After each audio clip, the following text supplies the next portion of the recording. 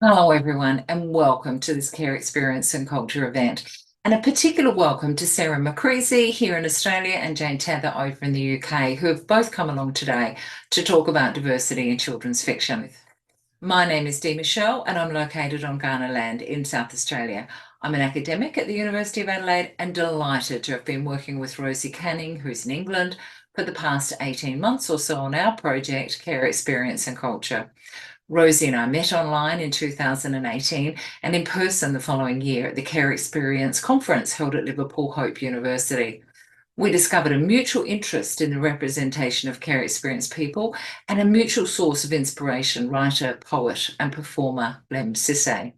In November 2020, Rosie and I applied to the Wellen Trust in the UK for funding to put together a digital archive of literature, films, television shows, etc., which feature care experience people as well as writers, actors, performers who are care experience themselves. Our aim for the project is to contribute toward changing community attitudes about care experience people as a group. Instead of being associated with usually negative stereotypes, we want us to be recognised as a creative group, despite and even because of often experiencing hardship and trauma. Rosie and I launched the Care Experience and Culture Digital Archive during the inaugural Care Experience History Month in April 2021. Tonight we're talking about children's literature, and one of my childhood favourite characters was Anne of Green Gables. Written by Lucy Maud Montgomery, who grew up in kinship care, Anne of Green Gables was first published in 1908 and set in 1878 in Canada. The story begins with siblings Marilla and Matthew Cuthbert deciding to take on an orphanage boy as a labourer to assist the ageing Matthew on the farm. Anne has been mistakenly sent instead, and her future hangs in the balance for a while until, appalled by stories of brutality and overwork that the 12-year-old had experienced in orphanages and foster care, Marilla finally agrees with Matthew and the pair adopt the child. Anne of Green Gables was the only story I remember reading as a child which remotely reflected my experience as a foster kid. Because of my love for reading stories and the lack of those which reflected my own experiences, in 2013 I began collecting Australian stories about foster care as part of a larger project exploring the history of foster care here. I started with the AusLit database, a great resource for accessing Australian literature. I used the search term foster families and located only 81 items. There were many more in the orphan category, over 1,000 of those. Although AusLit is terrific, there were errors. Absent from the foster families category, for example, was Ethel Turner's 1908 children's story, That Girl, which revolves around the informal foster care of young Marie. And even though art historian and academic Bernard Smith was not an orphan and his childhood was spent entirely in foster care, his memoir was in the orphan category and not included under foster families. I've checked the database today and there are many more entries in both the foster family and orphan categories and other changes, including the addition of foster children. But That Girl still isn't listed under foster family or foster children, and nor is Bernard Smith's memoir.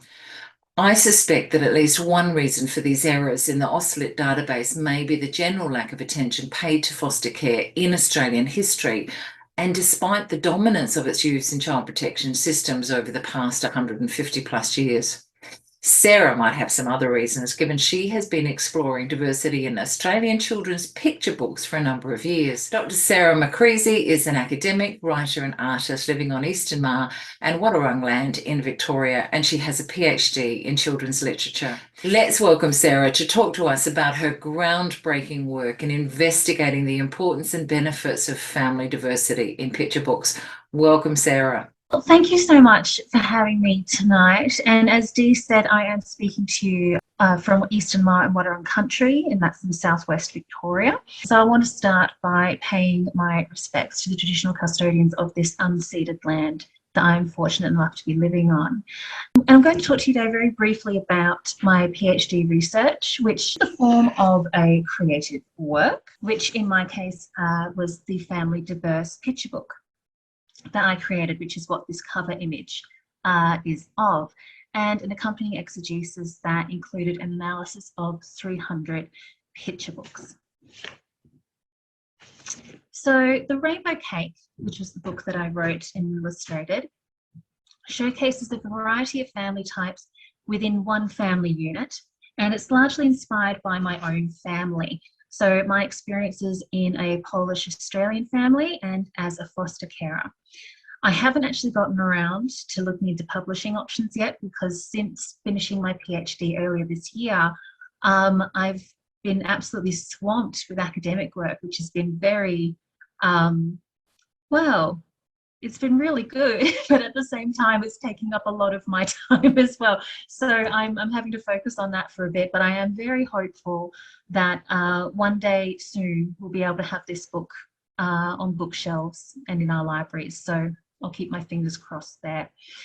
In the meantime, I have a link to an online version that I created for my examiners for the PhD, so we can actually have a read of it in a little bit on as well. So my initial research was inspired by the fact that I couldn't find any picture books about foster families to read to my foster sons. So when I first started care in 2014, our first little one was 2, and he was struggling quite badly with anxiety. And I really wanted to find something that I could read to him that he could relate to.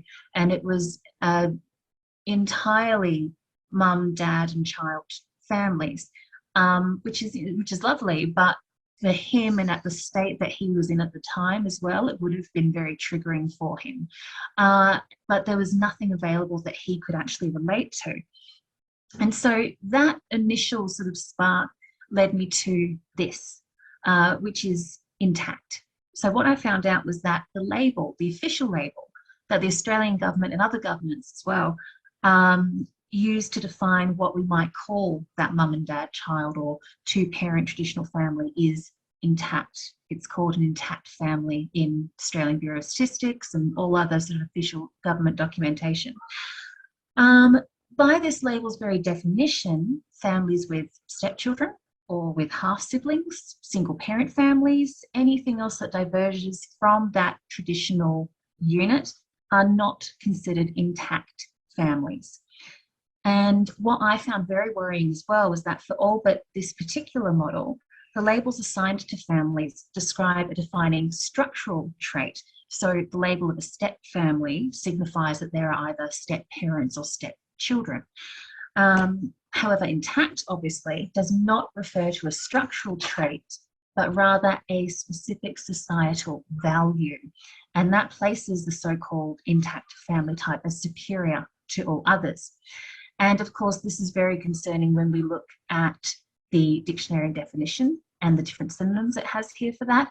And also when we look at how many children are living in non-intact or diverse families in Australia. And so as of 2015, there are at least 1.1, I think it's actually close to 1.2 million Australian children that are only living with one biological parent.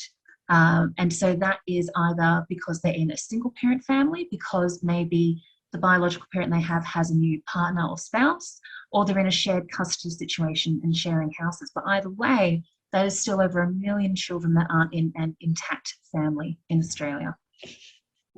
So I wanted to share with you some publishers that I really love, and I've found them to have really beautiful, inclusive books, not just on family diversity, but diversity in general. So diversity in terms of culture and emotions and mental health and all these different categories. So I've included some of the topics that they include. So when you go on their websites, you can search by topic, for example, and these are some of the ones that they have. And you can see some of them specify family as well. Some have, diversity and individuality, emotional resilience. And so you'll find too that there might be a book with a child in care, but it might be under, say, emotional resilience, because it will be looking at that aspect, if you like, as well. So there's lots of sort of different ways to find good books through them. Now, sadly, there are very few picture books with diverse families, especially children living in out-of-home care, in trade or mainstream publishing. So the majority of books available from specialist presses, this is where we get the majority of our especially care-based family stories, are what we call issue books. So books that are issue-driven rather than story-driven, meaning that they're educational or explanations of a topic rather than a narrative story. And these books are fabulous, and they're really, really valuable, and they're often used by foster agencies, foster families, clinicians, therapists, to teach children about care and help them process complex emotions and trauma.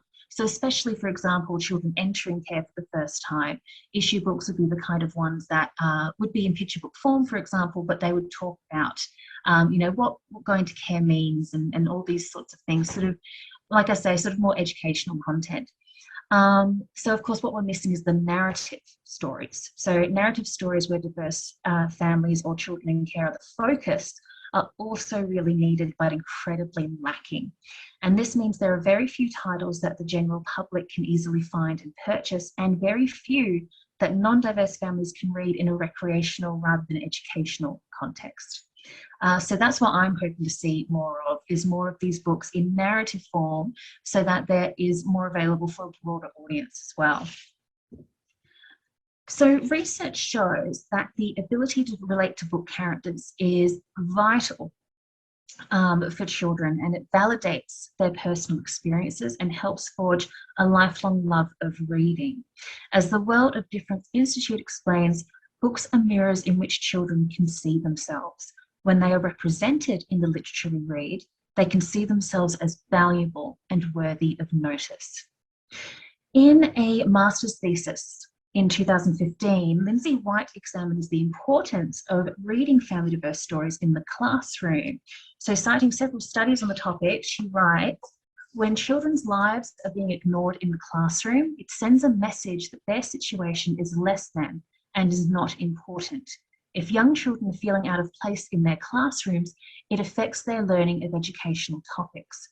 So the big takeaway that I found with my PhD was that when we ignore or minimize or misrepresent children from diverse family lives, whether that's single parent, grandparent-led kinship care, foster care, what have you, it actually doesn't just affect them emotionally or social emotionally in terms of them and their self-esteem, feelings of self-worth and things like that. It actually also very drastically impacts their experience in education.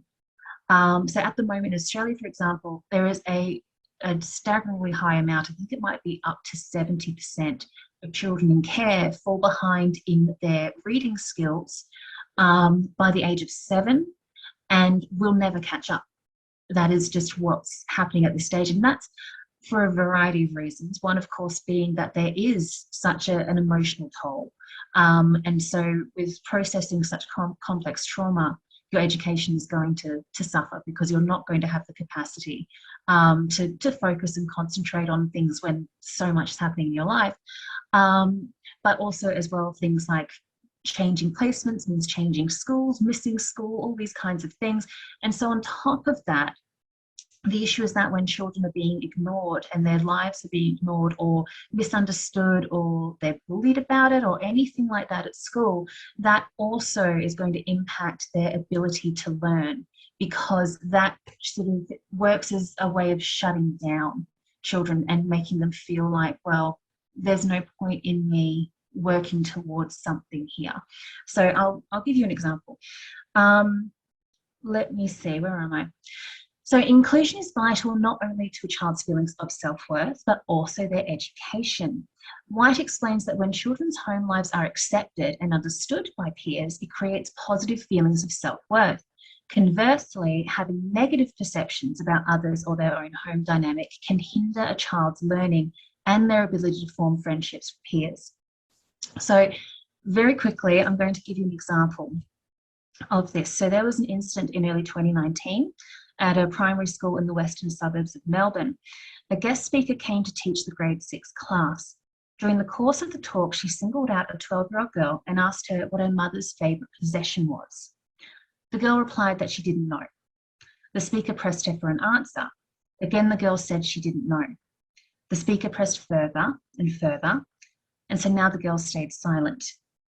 The speaker grew angry and admonished the girl in front of the class for purposely disrupting the lesson and refusing to answer. In return, the girl swore at the teacher. She was removed from the lesson and received detention, where she was forced to write the speaker an apology letter. So let me add some context to the story now. The girl in question is my respite foster daughter, who lives in permanent care or kinship care with a grandparent. Her father is in jail and she was removed from her mother's care at the age of 4. She was being truthful when she told the speaker that she didn't know what her mother's favourite possession was. And she was embarrassed by the question and didn't elaborate on her answer because she was uncomfortable explaining her family situation to a stranger in front of peers. So that example shows us how an acknowledgement, but also importantly, an understanding of the diversity of children's home lives is so important in a school setting. If we have schools that are assuming that all children have the same home experience, then these are the kind of situations that can and do happen. I have other examples of this from my own experience with children in care. I know many carers do as well, because we do tend to have that assumption still that children live in that intact family. And that means that when things like Mother's Day come around, Father's Day come around, or when they're asked questions like, what's your mum's favourite possession, it can be really traumatic for children that don't have that intact family at home. So to end on something a bit brighter, I wanted to share 2 books that I absolutely adore, 2 of my favourite family diverse picture books. And so starting with the Australian published Love Makes a Family. So this is actually a board book. This book by Sophie Beer showcases a variety of families, as you can see, but there are no mums, no dads, no labelling of any kind. Instead, the story focuses on what truly makes a family, love. And the family dynamics are played out entirely in the illustrations. So we can see, for example, in the top right, we just have one female figure or adult figure there with the children. And in the middle, we have what look to be grandparents, perhaps. And then we have 2 dads in bed in the bottom picture as well. And so again, there are no terms used here. It's all in the illustrations, but it's beautifully inclusive, so bright, really bold, gorgeous illustrations, and it shows a variety of different family types. And the other is the American published Over the River and Through the Wood. The story, while about spending time with family, does not specify family dynamics, again, within the text. Instead, this is shown exclusively through the illustrations. So I think you can see my mouse moving around here, can you? When I do that? Yeah, excellent. So we have the traditional intact family, if you like, here. A multiracial heteronormative family up here. Multiracial same-sex parented family, and a foster or adoptive family. And again, because there's no labelling, this is made clear through the physical differences between the parents, who are white with red and blonde, with red and blonde hair, and their twin daughters, Asian with black hair. And so again, this is a book a bit like Love Makes a Family, where children can make their own connections regarding these different family groups.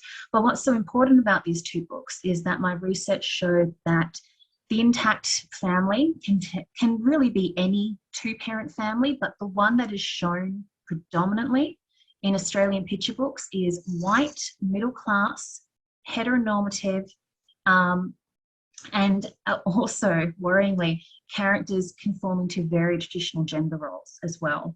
But the white, middle-class, heteronormative family, that is what we see, and that's what we show children as being what is normal. And that's where I'd like to see us kind of disrupting that a bit, to show that there is so many ways to make a family and that they're all as valid as each other. So those are my slides. Do I have time to quickly show you the book before we move on? Absolutely. Yeah? Thanks, Sarah. Beautiful. No worries. So let me get this here. Do let me know if I'm going on too long, because I'll happily read it for you, but if we run out of time, that's absolutely fine. So here we have the rainbow cake. Well, if it'll let me go through the pages. Why won't you move?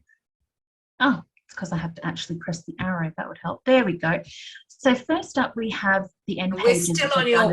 We're still on your PowerPoint. Oh, sorry. Yeah, so you might need to share your other. Oh, yeah. Hang on. New share. Here we go. Sorry about that. I always forget I've got to do that. there we go. You think I'd remember by now, but I never do. So yes, the end pages we have as an illustration by Susie of her family, her home. And so here we go. We have, it is a very special day. Susie's aunts, uncle and cousins are all coming over to visit. So Susie, the one on the right, Sally, the one in the middle, and Sage, the one on the left, are baking a rainbow cake to celebrate. So you might have noticed that I very purposely do not name Sally as a mum or an aunt or a carer or a guardian. I just have her name. And I did that very purposely so that children, again, can put their own spin on what they think is happening. Do they think she's a mum? If they have a bio mum at home, that's who they're going to identify that as. If they're in a foster family, they're going to see Sally as a foster carer.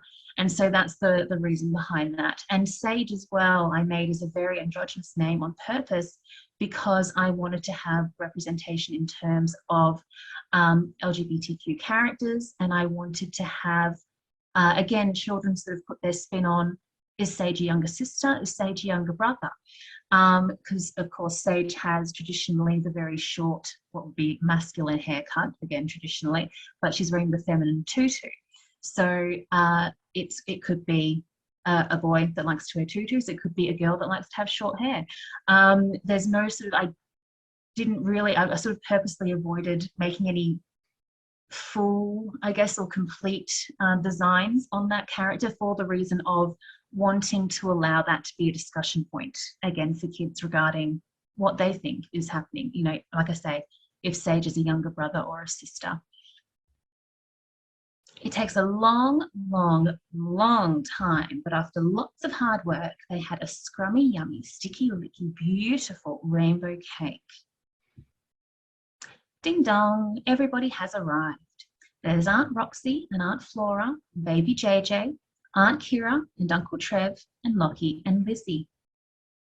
And so we have Aunt Roxy and Aunt Flora together, and we have Kira and Trev together, and Lockie and Lizzie again, taking from Over the River and Through the Wood. I was inspired to do a similar thing with the physical differences in the characters, so we can see just from the colouring of the hair, even with the children, that these are not biological children of Kira and Trev.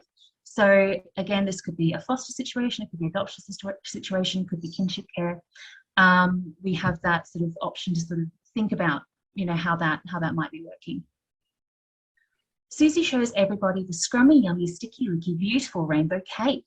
Amazing, says Aunt Roxy. Bravo, says Aunt Flora. Gurgle squeak, says baby JJ. Delicious, says Aunt Kira. Delectable, says Uncle Trev. Awesome, says Lockie. Yum, says Lizzie. And now the eagle-eyed among you might have noticed that we have two little visitors here in the window, and they will continue popping up throughout.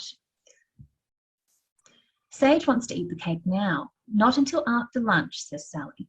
I'm on it, says Trev, Uncle Trev. He's brought potatoes, onions, and quark cheese to make Susie's favourite Polish dish, pierogi. So Uncle Trev gets to work in the kitchen while May watches from the window. Aunt Roxy and Aunt Flora and baby JJ on the living room rug, where we have Frankie's tail. Aunt Kira and Lockie and Lizzie draw in the sunroom. We have a Frankie nose in that one. And Sally and Sage play cards in the bedroom. And here we have the nose. And you might notice just the one paw, because these two dogs are based on two of our dogs, one of which sadly Frankie passed away a little while ago. And Miss May is missing her front left leg. So in the illustration, she just has the three legs as well. And Susie spends time with everybody. She helps Uncle Trev cut and fill the pierogi dough. She sings songs to baby JJ. She draws with Aunt Kira and Lockie and Lizzie. And she helps Sage win at cards. Oh, of course, sorry, I'm forgetting. We've got the paw here in that one. And then a nose under the couch here. And we don't have one in this last orange image because we have two tails wandering into the kitchen in that one there. At lunch, everybody has second and third helpings of pierogi. Uncle Trev always fries his pierogi in butter, which makes them extra tasty. Afterwards, it's time for the scrummy, yummy, sticky, licky, beautiful rainbow cake, Nastrovia. But it's gone. Keep calm, says Aunt Roxy. Don't panic, says Aunt Flora. Wow, says baby JJ. Oh no, says Aunt Kira. Dear me, says Uncle Trev. It's been eaten, says Lockie. But by who? Says Lizzie. Everybody looks at everybody else. It wasn't me, says Uncle Trev. I was making pierogi. It wasn't us, says Aunt Roxy. We were playing on the rug. It wasn't us, says Aunt Kira. We were drawing pictures. It wasn't us, says Sally. We were playing cards. And it wasn't me, says Susie. I was with all of you. So who was it? Just then, Susie notices some colourful footprints on the floor. She follows them out of the kitchen, through the sunroom and into the backyard. And there she finds the culprits looking very sorry for themselves. Cheeky dogs, says Sally. What do we do now? Asks Sage. Susie thinks. I have an idea, she says. And then this double-page spread with no words finishes the book, so we can see her idea, of course, is they're going to make a new one and everyone's got a different job. So we've got 2 here looking after the very tummy-sick dogs. We've got a bunch of the family taking turns making different parts of the cake. We've got 2 here cleaning up from lunch, and of course Uncle Trev with baby JJ. And then to finish it off, we have the end, question mark. And then I added a glossary because there would be words that children are potentially not going to be familiar with. And we actually have a rainbow cake recipe as well, so kids can make their own rainbow cake. And so that is the book. That's fantastic. Thank you so much, Sarah. And I had a sneak peek of the book, and I have to confess that I didn't see the paws and the tails. But I still had a fair guess about who ate the cake. Oh, good. Oh, that's brilliant. Thank you so much. That's fantastic. Yeah. I'm really struck by the idea of the intact family. And because I had read something you'd written a couple of years ago, I looked up the ABS, the Australian Bureau of Statistics, recent-ish, a few months ago now, and they still use that definition of biological family with children and adopted family, which struck me as very peculiar, because in order to have the intact family, there's another family that's broken in some way. It's a really bizarre, narrow definition, because I thought the same thing. So the thing with the intact label is that it does, well, I should say it does not specify the sexuality of parents. So it could include same-sex parents. Yes. And it allows for fully biological, so no half-siblings or anything like that. That is not included in intact, or adopted children, but not foster children or kinship children, just adopted and just fully biological. So it is a weird combination there that they but I have found though that the definition of family, I don't know if that's changed actually at all with the ABS, but I think it's the Oxford Dictionary. When I started my research, their definition of family was that it was parents and children living in the same house or something along those lines. It was very, very narrow. And when I finished my PhD and I had to go back and check all my references, it's actually changed slightly to parents and children living in one or more houses. Oh, So okay. they've kind of had this little modified. A little bit of progress, but there's still a lot in terms of us identifying what we assume families to be. Yes. With these weird sort of labels and things like that. So yeah, it is bizarre. It is bizarre because most of society seems to have shifted, although not publishing according to what you're saying. And yet somehow in some of our institutions, they're very rigid. Yes. Yeah. And I understand some 1950s definition of life. Very much. Well, that's what makes me angry about it, is because I can understand especially from the Australian Bureau of Statistics point of view, having specific labels so that you can clearly identify your data and all that kind of thing. Easy. But yes. Yeah, but to have every other family type defined by the structure of it, so a step family, a blended family, and then to have intact is very, very tone deaf to me. So yeah, I think it is. But like I say, it's not just Australia. I know that Canada and Ireland as well use intact. I'm not sure how many others. Okay. But yeah, it's definitely something that's happening in a few places. I love that you put the recipe at the end. I think Yeah, that's it's great. that's fantastic. And Yeah. the glossary. We had a lot of fun with that. So the first foster child that I mentioned, who really sparked it all, he's the one that's having the sleepover in the other room tonight. We've been so fortunate to continue being able to care for him the way we have. So he was actually reunited with a biological parent many years ago, but we continue to have him on weekends and school holidays. Okay. Lovely. Yeah, and he and I had a lot of fun trialing recipes for the rainbow cake, sort of putting different things that we're figuring out, how many eggs do we want to use and which sprinkles do we put in, things like that. So we got to make a lot of cakes to get the recipe right for the book, which was, a lot Which of would have fun. been a delight for everyone. Yeah.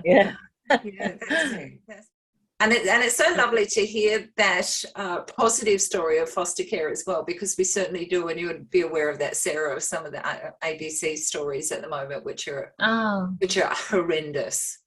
It is it is so hard. We have been so lucky, and actually we've got, so our youngest is with us for the first week of the holidays. He's got his friend sleeping over tonight and last night. And then when we take his friend home tomorrow, we're picking up our 2 respite kids. Okay. And they're spending the week as well. So we're going to have 3 for the week, and it's going to be amazing, including the young girl that I did the example of. She will be here, and she's just had her 15th birthday. Oh, truly. So we're going to be celebrating that. Yeah. And they are the most extraordinary, beautiful kids. But I tell you what, having books that they feel seen in is just, it is so important. I wrote a chapter about the impacts of trauma, and how books, this was for a book on Harry Potter, actually, like an anthology. And so I wrote about how books like Harry Potter. Oh, really? Oh, yeah, ages ago, when it was first. I think I contacted you, and you sent me the chapter, I think. Yes, so that's right. Yes. Oh my goodness. Gosh, yes, that was a while ago. Yeah, I thought it was remember, fantastic. Oh, thank you. I remember so vividly reading that to the child that we were caring for full time at that point.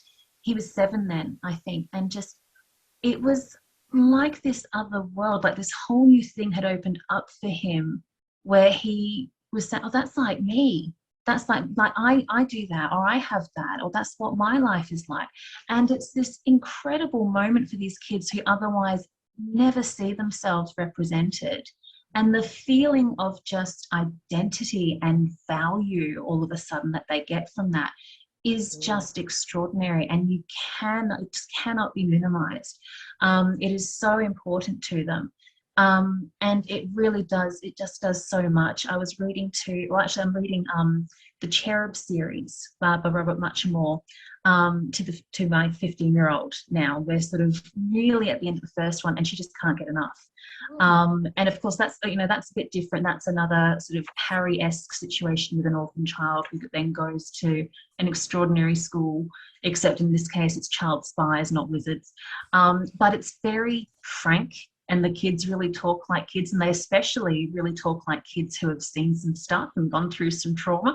And so for her, it was just really incredible to see, like, oh wow, like these kids talk the way like I would talk, and they've lived through the kind of things that I've gone through and all this stuff. And it is just so precious for them to have that.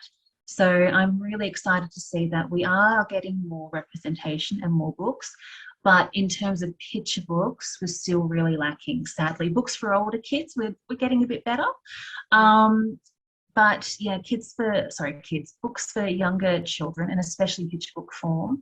I'd love to see more progress in terms of narrative stories so that everyone can read them. That's my hope. What was the name of that book that you just mentioned? Oh, the Cherub series, that one? The Cherub. Yeah, Cherub series by Robert Muchamore. It's so many books at this point, actually. I'm more than happy, I don't know if I have already sent it, but I've got my list of the books that I researched for the PhD, and I'm more than happy to send you the book list too. That would be wonderful. It would be wonderful, Sarah. Thank you. That would be great. Just me. just me, nobody else. Are you thinking that we can then add that to the archive? Those Oh, books? please. That would be Yeah. that would be awesome. Yeah, that would be really fun. And I Thank you. hadn't heard of the Cherub series. No. They get a bit full on. Okay. But again, for kids, it's just they're incredible, and especially for kids that have the care experience. I think they really identify with these characters. And yeah, so it's just really gorgeous for them to have that.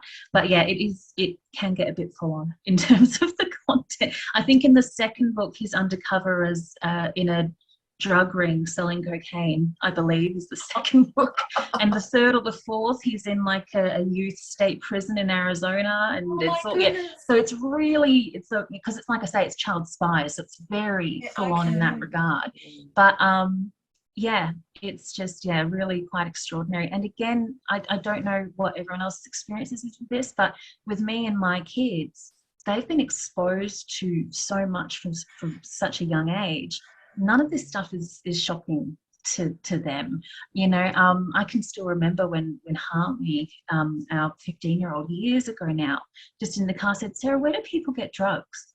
And it was just so casual, because she knew that Mum uses drugs, but she doesn't understand because you can't go to the shops. You can't go to the shops and just buy, so where do these come from? So we've had these conversations, years ago when they were very, very young, because of what they had been exposed to, or just generally, been around, or what have you. And so, yeah, when it comes to books like this, I find that they're actually even better for kids like mine, because they're sort of feeling like, well, I don't feel so strange now that this is, I have this information no one else kind of understands.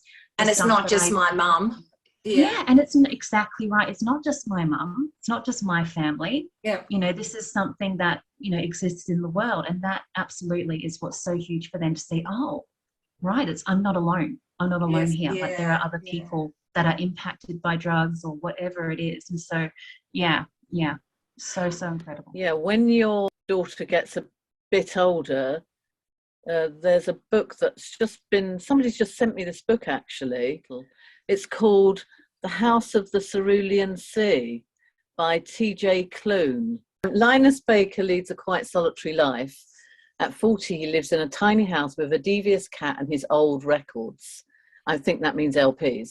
As a caseworker at the department in charge of magical youth, he spends his days overseeing the well-being of children in government-sanctioned orphanages. And so he has to go to this island where 6 dangerous children reside. A gnome, a sprite, a wyvern, an unidentifiable green blob, a weird Pomerian, and the Antichrist. I mean, it's... That sounds fabulous.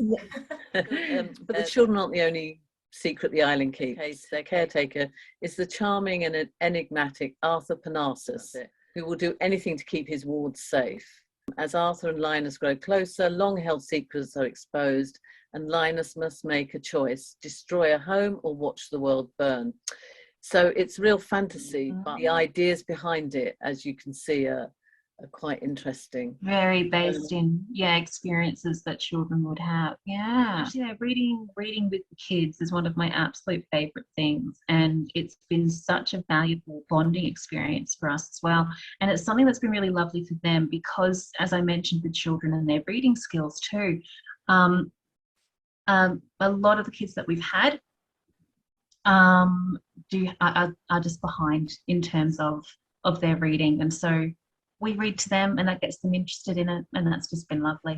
The other thing I wanted to mention was we do hear a lot of negative stories, and Dr. Claudia Soers, who was part of Care Experience History Monthly, talks about her research, and you can see I've just shared the screen.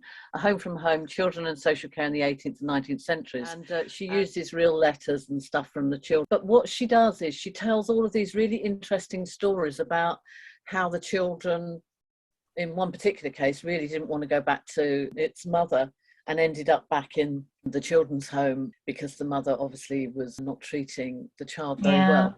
And so she shows all these quite positive stories about how many of these children carried on communicating with their foster carers or the matron in charge. And So that was just to That's share that amazing. with you as well, because Dee, you mentioned how Sarah's relationships are very positive. Very positive. We absolutely have to hear those other stories. They're really important too, but it's also very nice to hear yours and your commitment to the children as well. Oh, they're my babies. No, they really, really are. We've been looking after these three since 2014, and yes, yeah, they're our babies, and they, at the moment, I love it because they're still at an age, even our oldest at 15, still at this point where they're all fighting over who gets to live here first when they grow up. And I keep thinking to myself, I know this isn't going to last. I know they're going to get older and go, well, that's the last thing I want to do. But right now, it's just lovely knowing that, oh, that's just really good to know that they feel safe here and they feel welcomed and loved. And they, you know, at this point, that's still a cool option for them. yeah, So, yes. no, it's just, we've been so lucky. And Sarah, do let us know when your book is published, because I have grandchildren that I could. Oh, yes, absolutely. I'll let you know how I go. Yeah. I'm writing, when I said about the academic stuff, I've been commissioned to write 2 books, which is what happened. So, but one is for an educational publisher, which is looking at showing teachers how to make more inclusive classrooms through literature to assist situations like the example I gave. Yeah. And then the other is an academic publisher with a book version of my thesis. Oh, that's fantastic. Congratulations, Sarah. Thank you very much. Thank you. Thank you. It's it all happened so quickly. And so yes, now I'm on this very different, I guess, road than I thought I would be. So yes, you probably don't have time for anything. I don't. Oh, congratulations! That's such Thank good you news. so much. Thank you. I'll let you know when the educational one's out too. Yeah, absolutely. I'm really hoping that's going to be a good resource for teachers. And it'll have to go in the archive as well. Oh yeah, absolutely. Yeah. Fantastic. All right. We better hand over to Rosie to introduce Jane. Okay, thank you. And thank you, Sarah. That was so interesting. Welcome, Jane. Jane Teather is a reader and home educator living in Hertfordshire, United Kingdom. Jane will talk about diverse representations in children's fiction in some of the books she has found that provide a more diverse worldview for children and young people. Starting with the books she read as a child and young adult, moving on to multiculturalism, now there's a word, and disability awareness, thanks to working in the Inner London Education Authority, actively seeking out alternative voices for her children, and finally continuing to find different viewpoints in recent fiction. Jane was born and built in Guildford and adopted at 10 days old.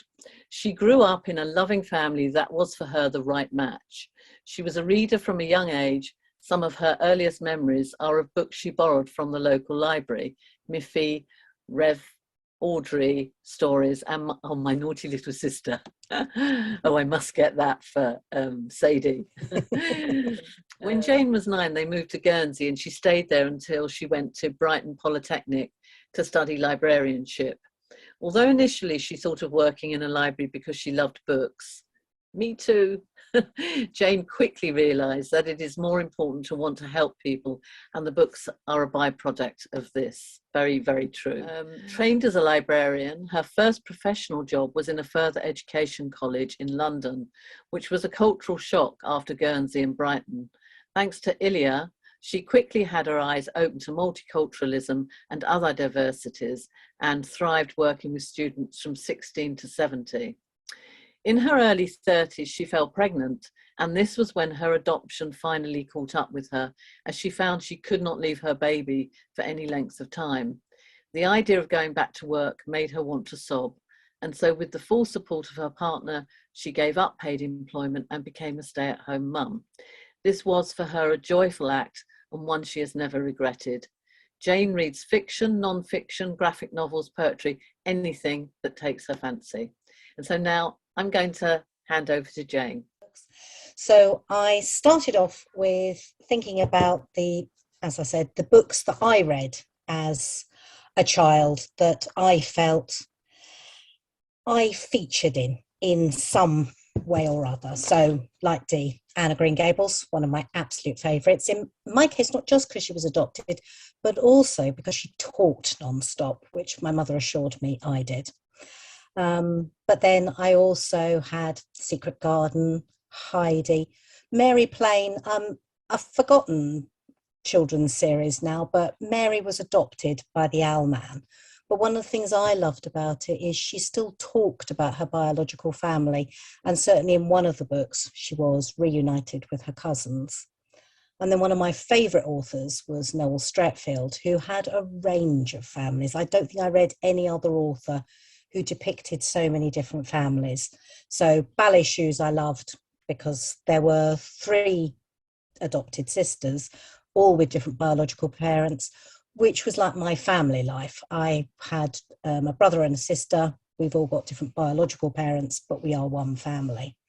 Thursday's Child featured an orphan. When the Siren Wailed is children who were evacuated and met both kindness and unkindness in their foster carers.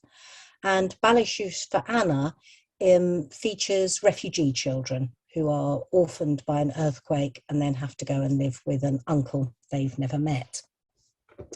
So as a child, the main diversity I came across was alternative families. And for me, there are the different categories of diversity that I thought about. So racial diversity, but then sexual diversity. Is everybody in a book heterosexual, which I feel Sarah also touched on. Disability and mental health. There is a fine collection of children's books which have a character who becomes disabled and either has to come to terms with it or, like Katie and What Katie Did, miraculously recovers. But that's a very common theme. Then religious diversity. I grew up in a Church of England family, but I did like reading about other families. And finally, background to non-traditional families. So, racial diversity. One of my friends at school, her father was Hong Kong Chinese, and she introduced all of us to the monkey stories. It was probably the first time I was introduced to an alternative mythology. And I did very much enjoy it, but it didn't make me consciously think to seek anything else out. Well, as I say, when I went to work for Ilya, discovered how white my background had been.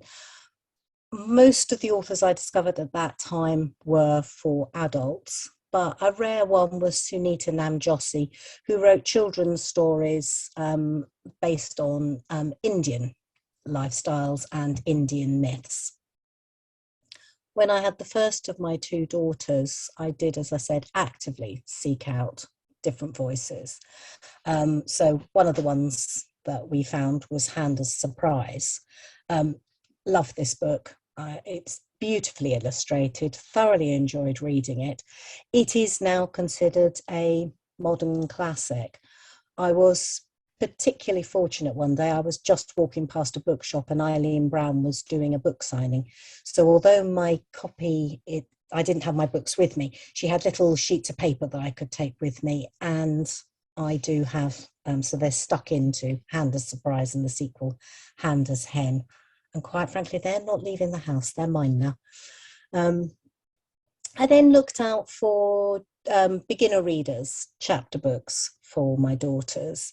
And one of the ones we found was Mallory Blackman's Girl Wonder, about a little girl living with her brothers, just ordinary British family. Charming stories. We loved Girl Wonder. Mallory Blackman is, of course, more famous for writing Noughts and Crosses, which is a very serious book, but I always think of her as a light writer because of Girl Wonder. Anna Hibiscus, on the other hand, aimed at the same age group, is about an African girl living with her extended family in Africa. And we liked this one because it was a taste of different families, other ways of being, which we very much enjoyed. The Shoshone, Sacagawea of the Shoshone, is published by Goosebottom Books. They do excellent stories for children, biographies. And Sacagawea was one of our favourites. She accompanied Lewis and Clark on their discovery of what became the Mason-Dixon line. She did the entire walk while carrying her baby on her back. So we think she trumps the two men anytime, because they just walked it. In fact, they had servants to carry everything. And Fairy Tales Far and Wide is representative of the publisher Barefoot Books. They do excellent folk and fairy tale collections, but all of them have stories from all over the world. So this particular one has 4 from Europe, but then it has 1 from Japan, 1 Native American, and 1 West Indian. And again, that just other countries' folk and fairy tales is such a good way for getting a taste of another country. Sexual diversity. I feel there's a reasonable number of picture books that show families with same-sex parents. That's not too hard to find. Teenage novels, you can find a lot of those as well. So Annie on My Mind was the first lesbian novel I read when I was a teenager, which I really liked. 2 friends who fall in love.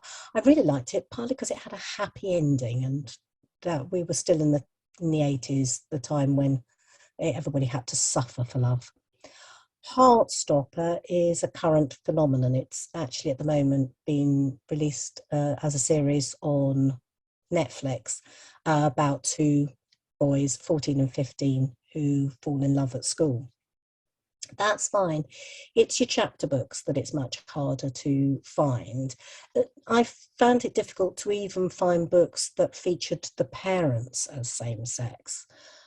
But an unusual one is Robin Stevens' series, The Murder Most Ladylike Mysteries, where Daisy, one of the 2 heroines, realises as the stories go on that actually she's sexually attracted to girls.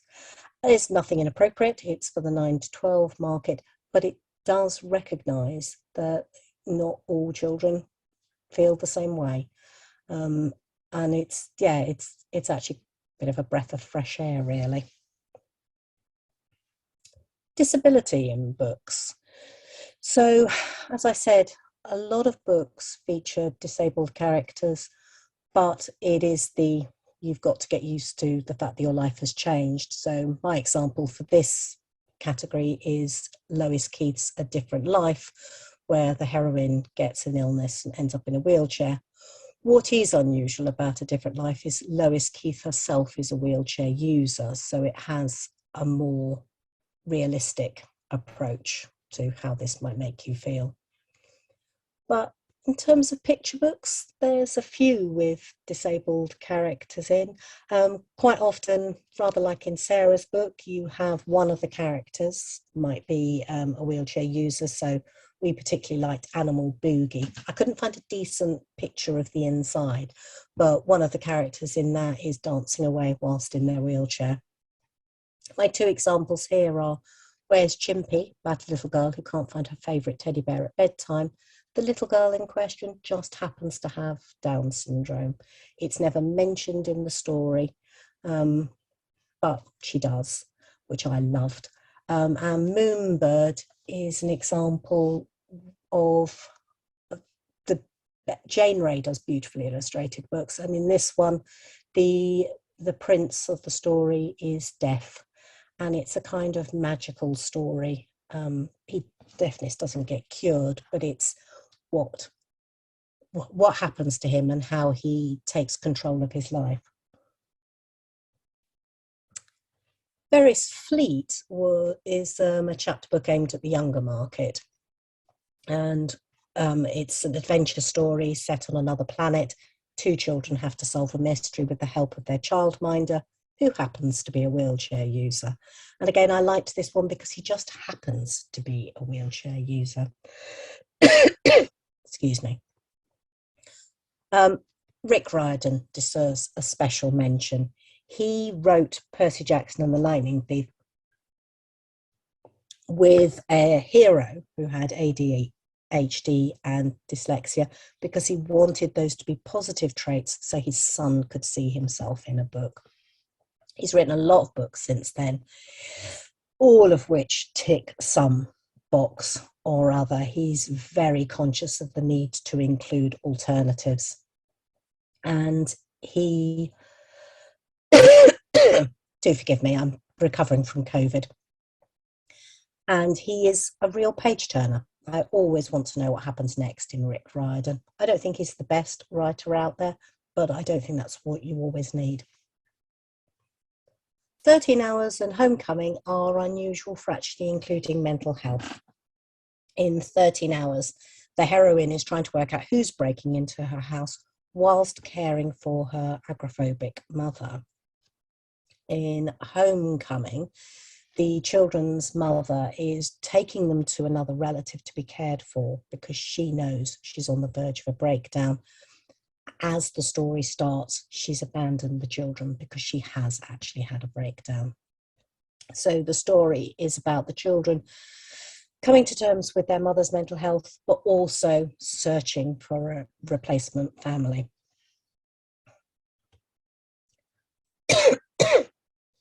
Religious diversity. All of a Kind Family, I read excerpts from when I was a child and I loved it. It features a Jewish family at the turn of the century in America. And I found it fascinating that they had different customs. So Hanukkah was one of the stories that I read, but they still react just like all the other families I've read about. And I think that's terribly important, particularly in times of difficult in media representation. I am so sorry.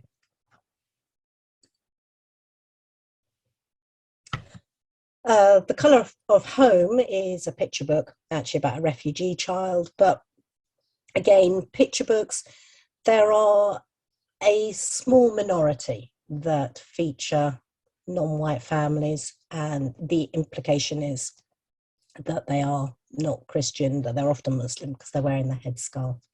They can be found. What I couldn't find is many chapter books for young children that had non-Christian families in it, or families where there is no religion. So the assumption tends to be, because of naming conventions, that they're more likely to be Christian than other. Rick Riordan gets another call out here. His heroine in this book is a Muslim who's having to fight for the Viking gods, which is giving her some dilemmas. Very entertaining. Non-traditional families. These are some of the ones that I have found since my childhood. So I love the picture book, Tell Me Again About the Night I Was Born, because the story of the child's adoption is a fairy tale for bedtime, an important part of who she is, but she's not being told for the first time. It's about the acknowledgement of who she is. Molly Moon's incredible book of hypnotism is a very funny series about a girl who lives in an orphanage who learns the power of hypnotism and with it creates mayhem. Molly never finds a family. She's in the orphanage throughout all the books. One of her friends is desperate to find a family. Molly's a bit more ambivalent, but lovely. My Name is Leon is about a child in foster care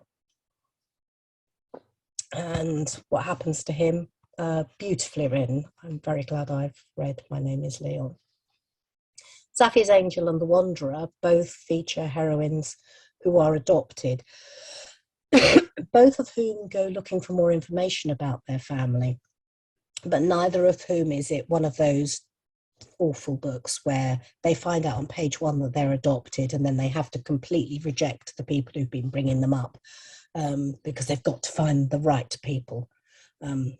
a very recent novel being published like that called Rooftoppers, which I just ended up shouting at for most of the story. Safi's Angel made me laugh a lot. It is funny, but it's also, Safi is adopted, but has completely forgotten that she has been told that she's adopted. She's being brought up by her mother's sister after her mother died. And when the family realised that she's forgotten that she was adopted, they all rally round her as a like, okay, well, yes, you have to find out more. And the same with the Wanderer. She's being taken by her family to England to discover more about her birth family. I loved them.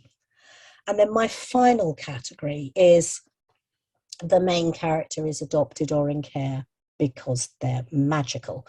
I love this, but apparently so do authors. So both the books called Wings, the girl is the child of fairies in Red Pyramid, Rick Riordan making another appearance. Carter and Sadie Kane are the children of Egyptian gods. Harry Potter, of course, his parents are magicians. And Carry On, Simon's parent, is magical.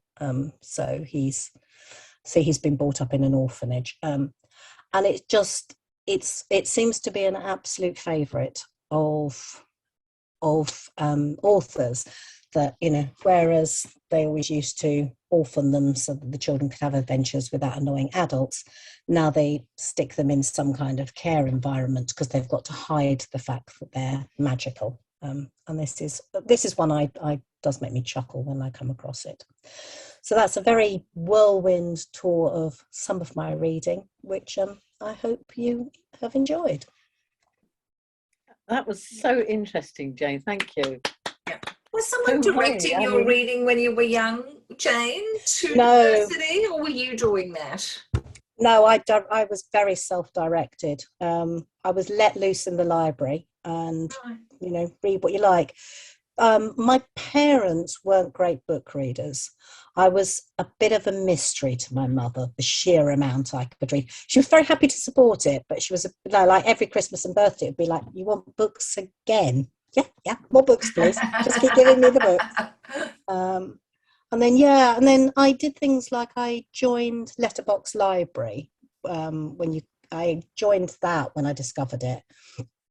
So I would get books from there. But yeah, it's really just, I roam around the library shelves pulling off books that intrigue me, and seeing what takes my fancy, really. And so you've yeah. always had that diversity in as Yes. your interest. Yeah. Yeah, because I've always liked, so most people I know predominantly like to read one genre of fiction. Right. So, you know, they'll read crime stories, or they'll read fantasy, or they'll read historical. I've always read everything. I'm really eclectic in my reading. And I think then that's just the diversity has fed into that as part of it. It's been, what can I find? You know, Yeah. So like currently, I'm doing a challenge because I came across it I'm trying to read a book set in every single country in the world. So, because I came across several people doing this, and seeing what they could, you know, that they were actively looking for, okay, the book has to be published in that country. Whereas I've gone for a slightly wider, no, I just want it set in that country. Okay. And I don't mind if it's fiction or non-fiction. So again, I'm all over the place. But yeah, so that's just kind of, but I feel that's fairly typical of what my reading is like, that I've even set myself that challenge. Yeah, it's fantastic. Was that Anne Morgan who you heard about? I that? remember, because I've come across about 3 people doing it Okay. now. I've got a couple of blogs bookmarked so that I can get ideas. About 10 years ago, she set herself a task to read a book from every country. But of course, some countries actually didn't have books. So, you know, she put out sort of calls on social media and got an incredible amount. Of course, then had to get some of them translated because she only could read English. but she wrote Is a very she the one who? interesting book. Is she the one who did it in a year? Yeah. Yeah, I've definitely got her blog. She wasn't the Yeah. first one I came across. It was a Right. different person I first came across, but then I found hers as well. Yeah. And there's always the Trip Fiction website, which is Fiction. Trip Fiction. Okay. So it's got lists of books set in different countries, but not necessarily by authors from those countries. Yeah. Yes. As I say, I've done a wider definition than Anne Taylor did. So I'm happy to have a book written by somebody who hasn't, who's not native to that country. Because an awful lot of the books where you can kind of only find 2 or 3 for a country, I look at them and go, but I don't want to read any of those. And this is not, not supposed to be a punishment. It's just, I just want to read about other countries, which is what I love. So I have a massive spreadsheet. It's got all the countries in the world. And then I've got all these columns in it. So it goes, have I read something? What's it called? Who was the author? When was it published? What language? When did I read it? And then I rate the authors. Are they native to that country? Are they not native? Are they expat? Are they not native, but they're descendant? Are they not native, but they were resident? So I have 5 possible categories they could fit into. So my end goal is I'd like everybody to be, at the very least, not native, but resident, or not native, but descendant. Because sometimes I think as well, reading books that are from another country, it's actually easier to read a book written by somebody who has your own cultural background because they know what to explain. Because sometimes you read things and go, I think this is important, but I don't understand why.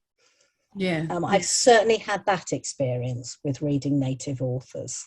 So yeah, and I'd love it if I could read more children's fiction in those categories as well, because I do love reading children's books. Well, I think that would be a really good thing, because I don't know that that's been done. What's been done? That you read a book from all the countries of the world, but children's fiction rather than adult. Yeah. So I think you could both Lindsay and Jane, you could start something there, couldn't you? It's finding them. Children's books, it's really hard. Yeah. I mean, there was a lot of translation of children's fiction from Europe when I was a kid. Yes. But it was Europe. I mean, that's where Mrs. Pepperpot and Pippi Longstocking, and who's the other one? Oh, they all came from that time of lots of translation there were. of children's books. But yeah, I've got a Filipino one lined up that's a children's book. So, Interesting. I think that's another book club, isn't it? It is. I think it might be. It's really interesting. I've read it. I know of a couple of people. I can't remember the names now, but I remember a couple of people like you, Jane, who as children just were let loose into libraries, and they just started at A and worked their way through. So you got a very small child reading Jane Austen, and that's just what they did. I can tell you who that was. Sorry, I can tell you who that was. Oh, who was that? Jeanette Winterson. Yes, she's one of them. That's what she did, yeah. She did. Well, it's one of those things, actually, as a child, if you're let loose in a library, it actually can be daunting. Yes. And that's why there was a big piece of research. I've never read it. I've read of it. There was a big piece of research on children who read Enid Blyton and what happened to them. And children so they started off with this big cohort, all these children just reading Enid Blyton. And then in year 2, some of them added in other books. And by year 3, some of them were reading a small amount of Enid Blyton, but mostly reading other things. Some of them were kind of 50-50. But the ones who were still just reading Enid Blyton slowed down and eventually became non-readers, if I remember the piece of research correctly. Yeah. And it's not because Enid Blyton herself is a bad author.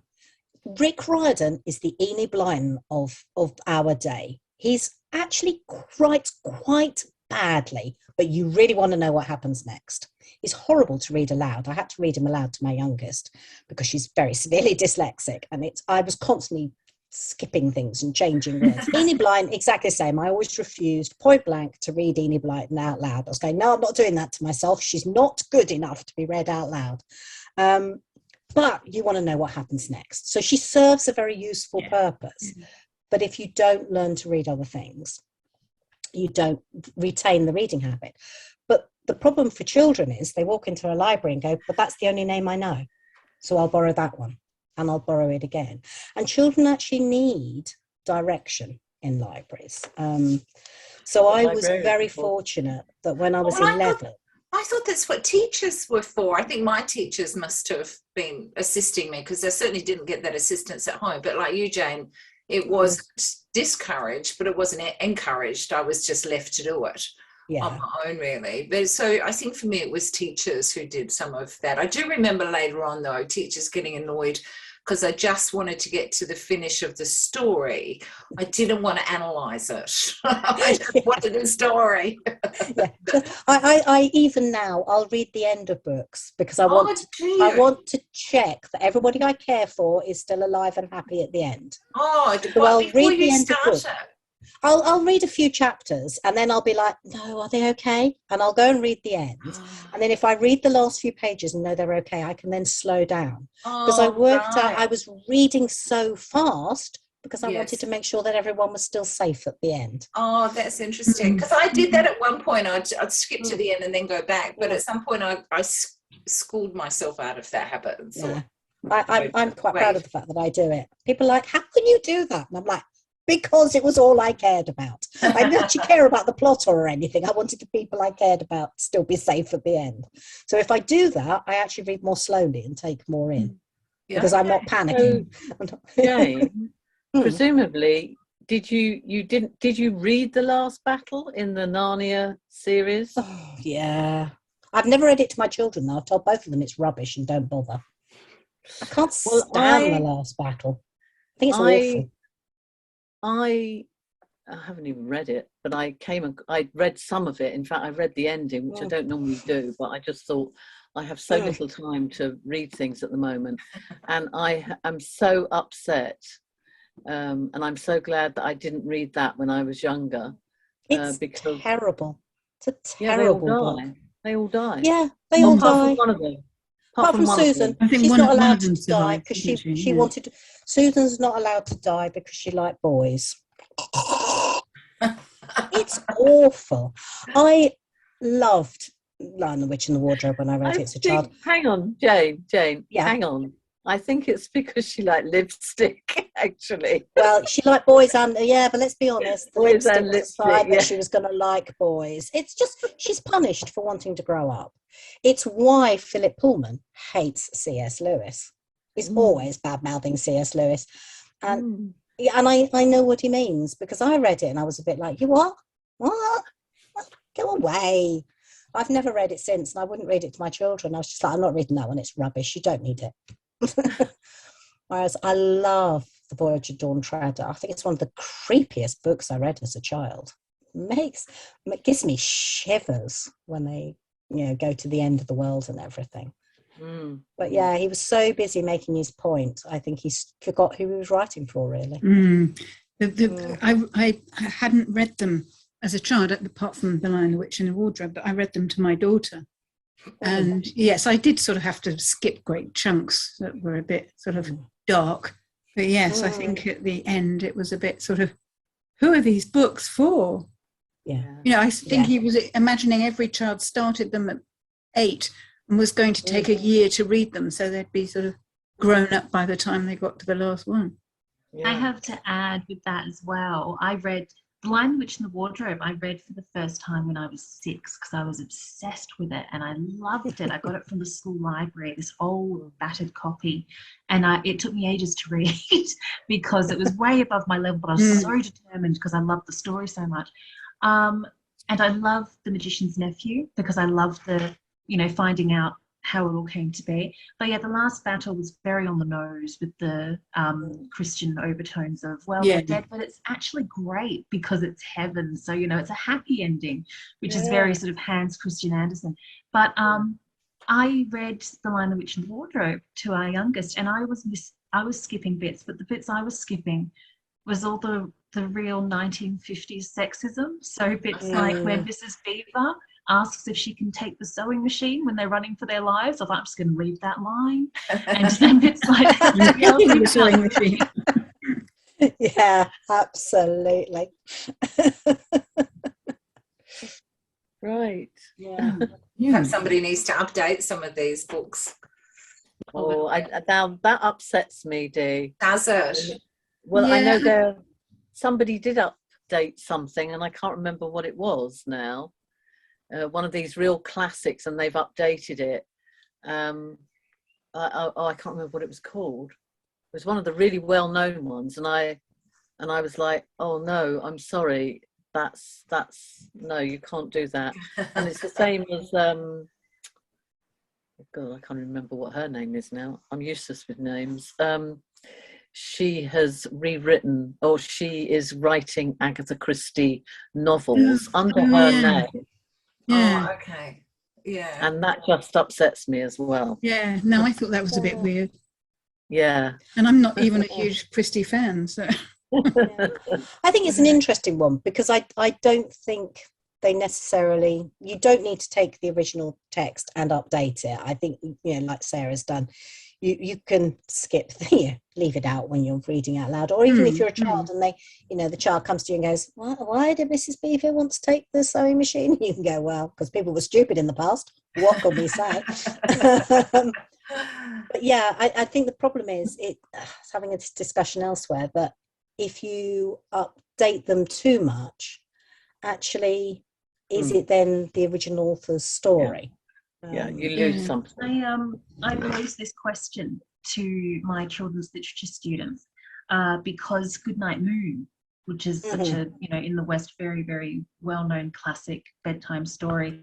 And in 2005, it was updated so that it was really only one thing that was changed, but our discussion is about the idea of censorship and where do people stand, you know, where do we draw the line, where do we stand on things and blah, blah, blah. Because what had been edited was a cigarette in an ashtray from the original had been taken out in the 2005 version. And so, and so we just have this big discussion about, well, what do you think? You know, like, should it be taken out? Should it be changed? Should it be left? Should it just not be a book we read anymore? You know, and that kind of thing, and seeing where everyone sort of stands about it, because it's... You're reminding me of, we had some board book of children playing, and the two little children in the version that we had were playing in the garden in a paddling pool, completely naked.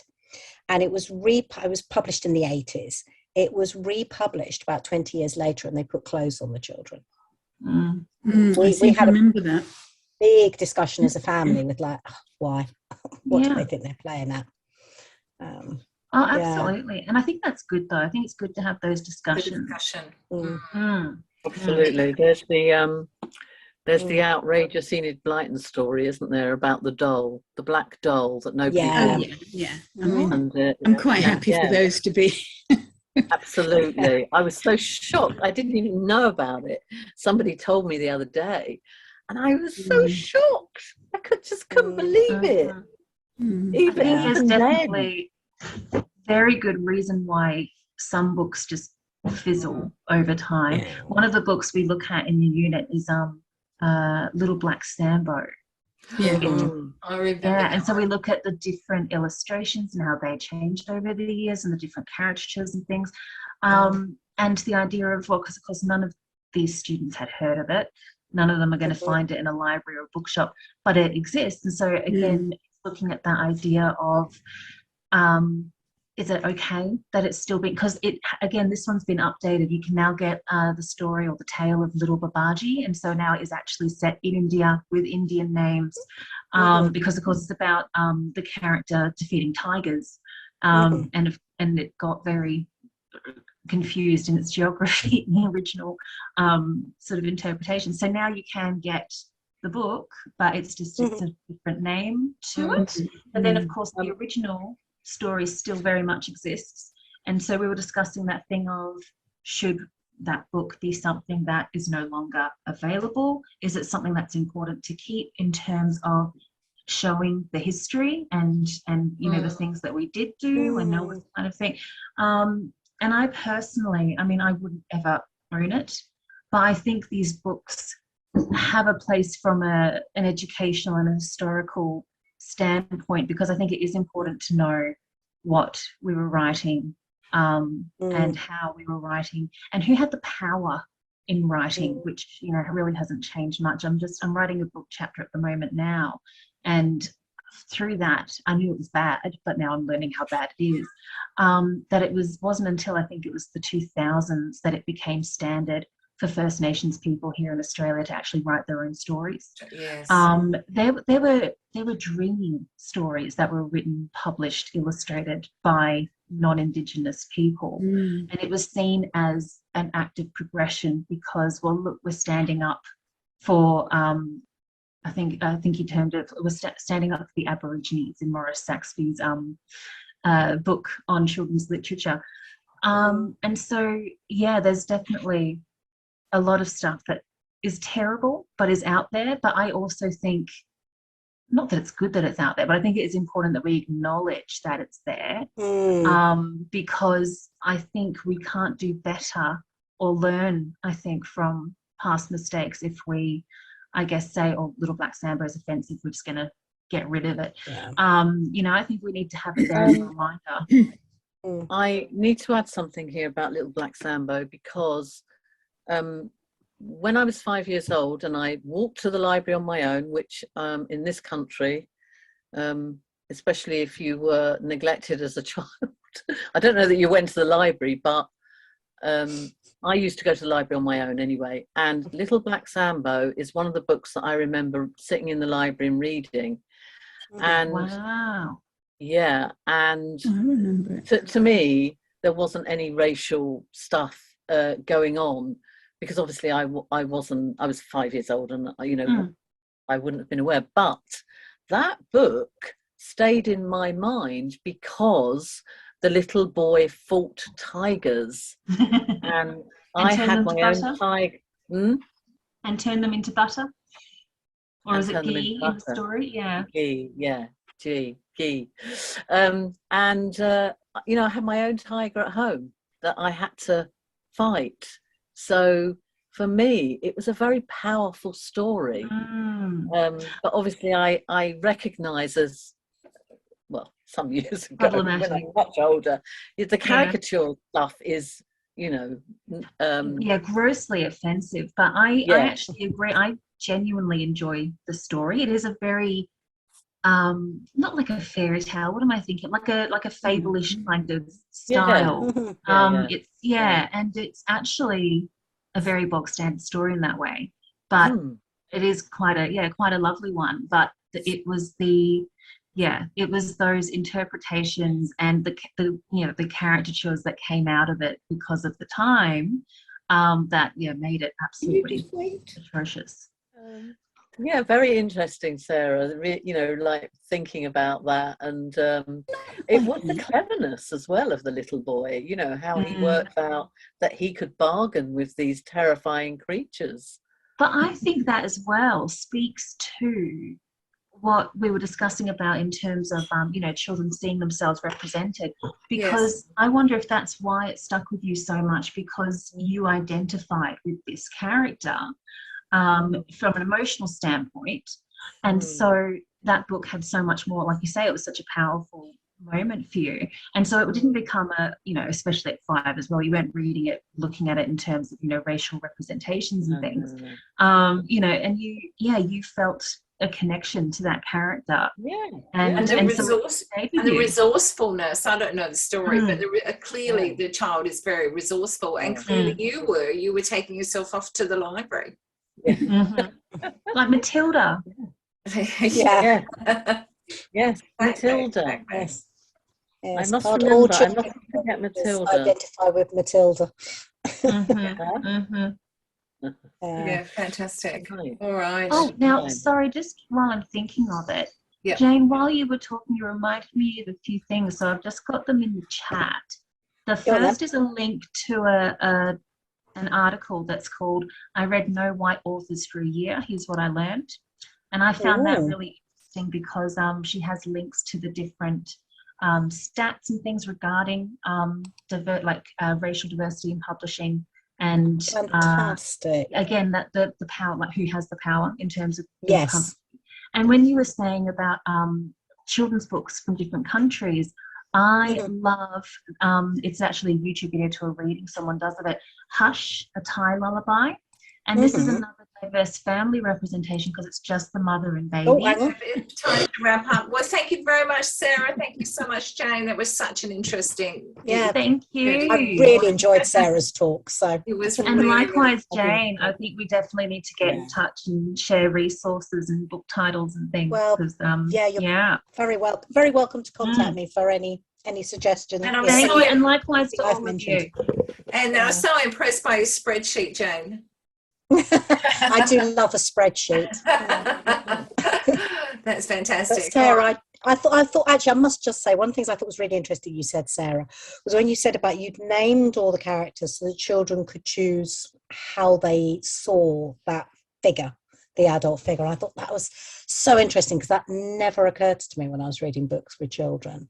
But because they're called mum and dad, then children have to think of them in that role. Absolutely, and that's why it happened, because when I was trying to find books for my youngest and everyone was labelled mum and dad, that's what made me think of it, because I thought, well, I mean, if you add that label, there's no way to sort of interpret it as a potentially different character in the child's life. I thought that was name brilliant. Only. Yeah, Thank absolutely you. brilliant. All right. Thanks, everyone. Brilliant. Keep in Thank touch, you ever so Sarah. much. Thank you so much. Fantastic. See you again. Yes. Bye. Bye.